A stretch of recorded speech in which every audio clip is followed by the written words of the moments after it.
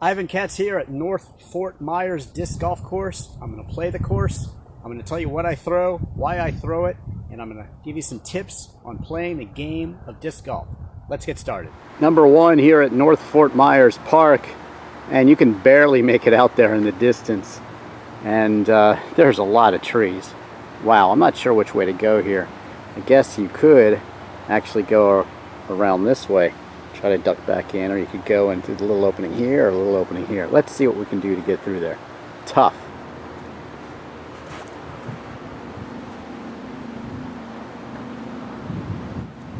Okay, coming from back here through all these crazy trees, I can say that I'm pretty happy with the throw I had with my Crank SS. So my putter is an 86 and I like it.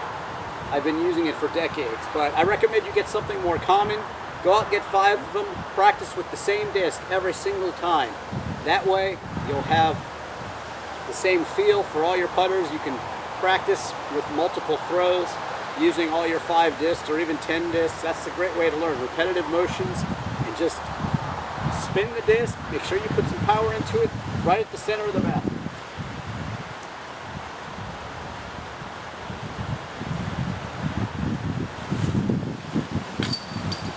Number 2, you can see peeking out from just over that clop of bushes over there, and that's the tee, so certainly difficult on the other side.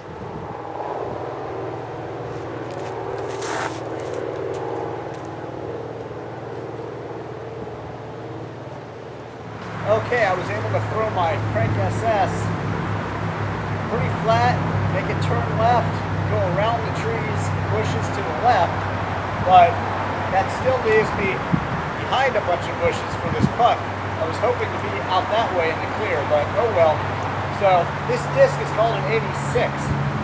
80 sink is its nickname. So hopefully I can throw it up a little high, past these bushes, and it'll sink down into the basket. Well, I'm not sure of the tee position here, but it says that it's either 281 or 330 feet. Not sure, but I do know that sticking to this fairway is crucial, because on the right is rough and on the left is rough. So let's see what I can do to make that happen.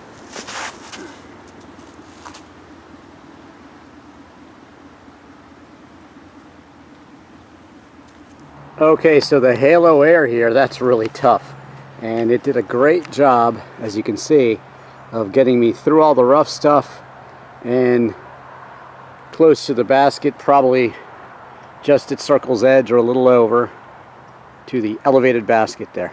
Okay, so I threw the halo air, which for me is an overstable disc.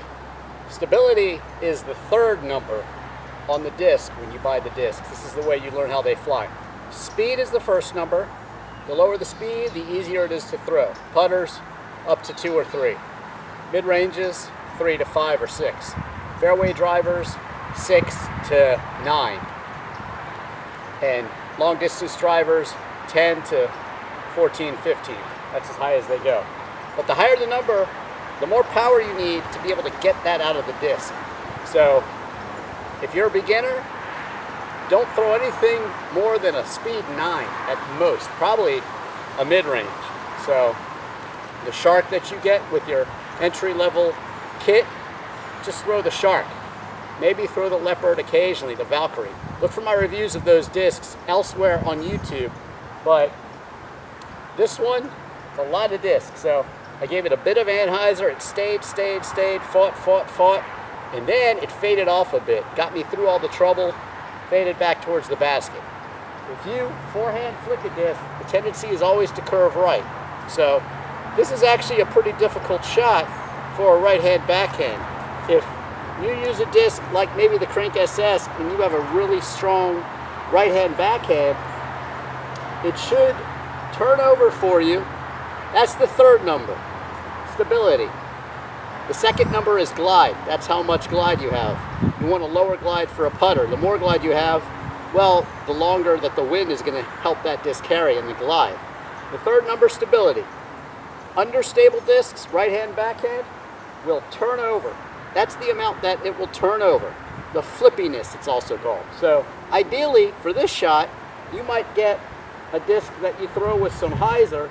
It turns over, stays a bit straight, and then curves back this way if you can get it. That would be very hard to do.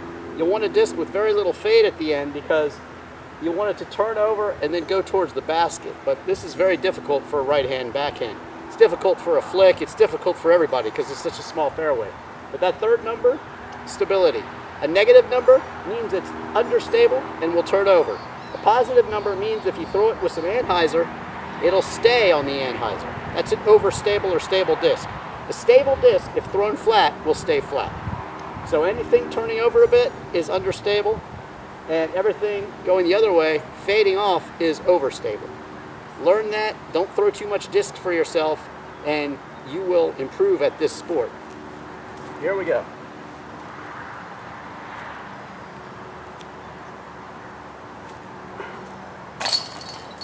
Okay, number 4. Pretty far away here, and trouble in the middle there, and a lot of rough on either side. So you want to stay in the middle. Try to get the distance.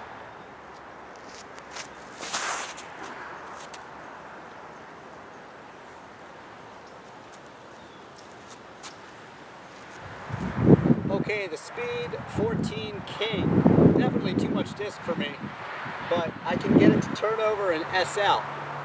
This time, probably put a little too much hyzer on it. It didn't get the full turnover and then the fade back towards the basket. But that being said, I'm still probably outside the circle for a 40-45 foot putt. Okay, number 5 there in the distance, and lots of trees along the way. You start from back here, so it says it's about 249 feet, but definitely difficult.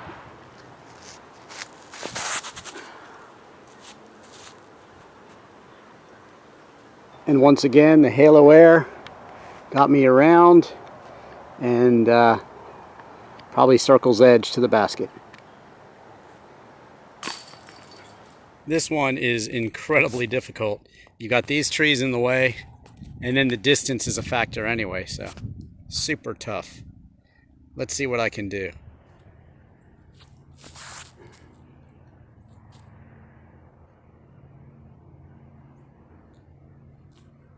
Not too shabby. I kind of cheated and went straight through here, and then got to here and still got some rough in the way, and probably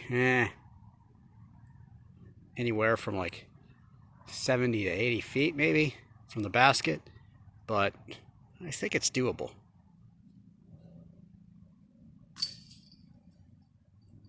Okay, so wrapping up that one, crank SS, throwing pretty straight and right at the target, just kind of forgetting about all the trees and everything.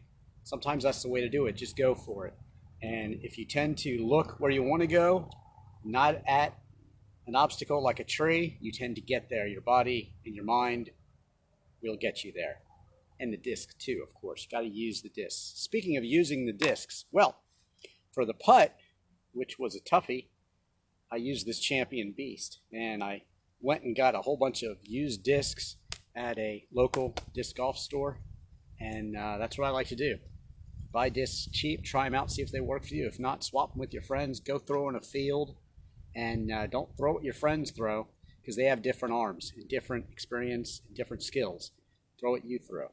That being said, I threw this Champion Beast with a nice fade at the end, because I know what the disc is going to do. I know it's going to fade into the basket, and that gives me a chance to make the shot. Now, a word about shots like that. I'm shooting a video. I shoot multiple shots.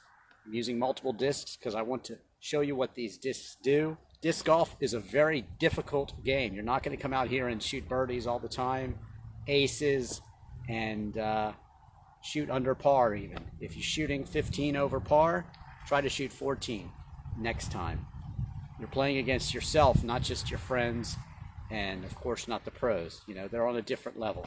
I'm not out here making all these birdies. Sometimes I do. Sometimes they're true birdies, and sometimes it takes me a whole bunch of shots to make them. But I want to show you what these discs do, and I am producing a video. Remember, don't believe everything you see on TV. Anyway, disc golf tips. Make sure you write your name and number on the discs, so if you lose one, you'll be able to get it back. Also, make sure you bring a towel. That's a good idea too. That way, in Florida here, well, it gets wet. There's a lot of water hazards. You can wipe them off. Also, a good idea to wear shoes that you can get wet if you need to go looking for a disc in a lagoon or something like that. And also, of course, be careful of alligators and never feed them. Another straight long shot with rough on both sides.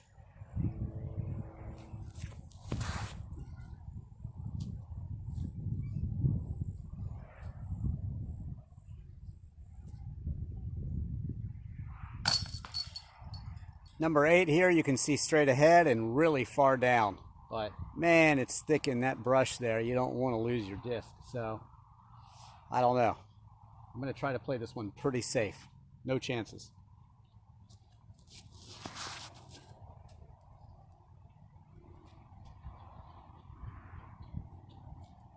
Okay, there you go. The halo air thrown with a bit of anhyzer even up there, so that it would definitely curve off to the right and I wouldn't end up in all that brush.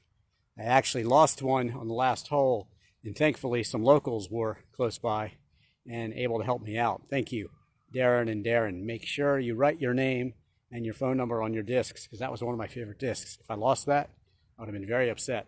Also, join the local clubs for the area you play in. If you lose a disc, get on that page. Maybe someone will find it for you. Put the word out, especially if it's your favorite disc. Definitely a bomber shot here. Looks like 367 feet, and a lot of trees along the way and a lot of distance too. There's a tee pad.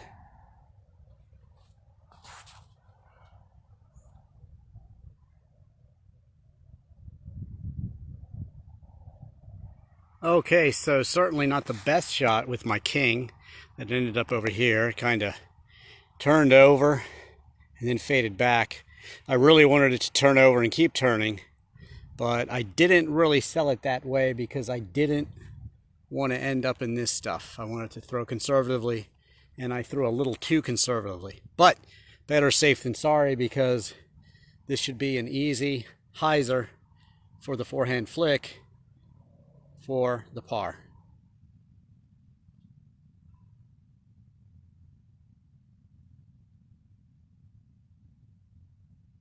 Okay, just threw it up with some hyzer there, the crank SS, let it float back towards the basket, and that's the same way you want to do a dog leg right, and a little further than I wanted, but still close enough for the easy par to finish off the first 9 at North Fort Myers Park.